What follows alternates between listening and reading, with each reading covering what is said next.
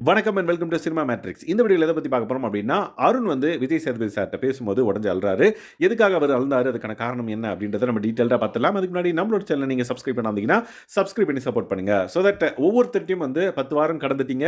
இந்த அப்கமிங் வீக்ஸ்ல நீங்க எப்படி உங்களோட கேம் பிளான் வந்து இருக்க போகுது அப்டின்ற மாரி ஒவ்வொருத்தர்ட்டயா கேட்கறாங்க. அருணோட டர்ன் வந்ததுக்கப்புறம், அருண் வந்து என்ன பதில் சொல்றாருன்னு பார்த்தீங்க அப்டின்னா, நான் வந்து என்னோட கேம அடுத்த லெவலுக்கு கொண்டு போறதுக்கு ட்ரை பண்றேன். அதுவும் வந்து பொறுமையா வந்து நான் விளையாட போறேன் அப்டின்ற மாரி சொல்றாரு.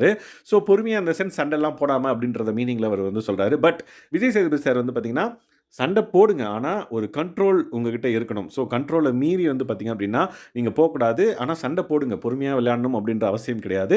நீங்க சண்டை போடுங்க. உங்களோட கருத்துக்கள எடுத்து வைங்க. ஆனா அது ஒரு லிமிட்டோட வச்சுக்கோங்க. கண்ட்ரோல் பண்ணிக்கோங்க உங்களோட கோவத்த அப்படின்ற மாரி அவர் வந்து சொல்றாரு. ஓகே அப்படின்ற மாரி சொல்லிட்டு, உங்களுக்கு என்கிட்ட ஏதாவது பெர்சனலா கேட்கணுமா? சொல்லுங்க அப்படின்ற மாரி கேட்கிறாரு.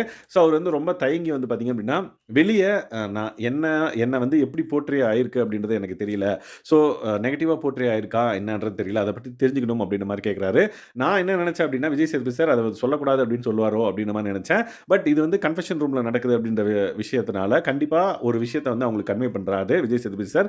என்னன்னு பார்த்தீங்கன்னா, நீங்க வெளிய வந்து தப்பாலாம் போர்ட்ரே ஆகல. கரெக்ட்டா தான் இருக்கு. நீங்க உங்க கேம விளையாடுங்க அப்படின்ற மாரி சொல்றாங்க.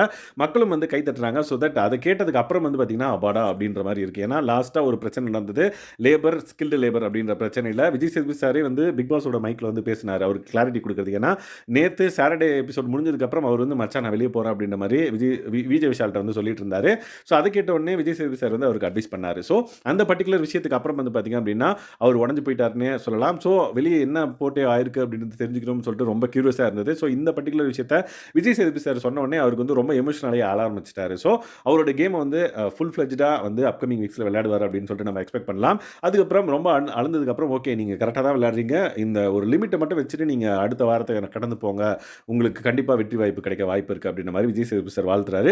ஓகே வெளிய போறதுக்கு முன்னாடி அழுதுட்டு போகாதீங்க. கொஞ்சம் நார்மலாவே போங்க அப்படின்ற மாரி சொல்றாரு. ஸோ அதுக்கப்புறம் அங்க கொஞ்ச நேரம் நிண்டு கன்ஃபெஷன் ரூம்குள்ளேயே வந்து அவர சரிப்படுத்திட்டு சிரிச்சுக்கிட்டே வந்து வெளிய போறாரு. ஸோ இந்த பர்ட்டிகுலர் ரீசன்னால தான் வந்து பார்த்தீங்க அப்படின்னா, அவரு அழுந்தாரு. ஏன்னா அவர் வந்து கரெக்ட்டான பாத்துல தான் போயிட்டு இருக்காரான்ற ஒரு டவுட் இருந்தது. இந்த பர்ட்டிகுலர் விஷயத்த கேட்டதுக்கு அப்புறம் அவர் வந்து ஃபுல்லா ஓகே நம்ம கரெக்ட்டா தான் போயிட்டு இருக்கோம் அப்படின்ட்டு அவருக்கு ஃபீல் ஆகி அழுந்துட்டாரு. எஸ். ஸோ அது இந்த மாதிரியான பிக் பாஸ் அப்டேட்ஸை நீங்க தெரிஞ்சுக்கணும் அப்படின்னா நம்மளோட சேனலை சப்ஸ்கிரைப் பண்ணாமீங்கன்னா சப்ஸ்கிரைப் பண்ணி சப்போர்ட் பண்ணுங்க. Thanks guys. பாய்.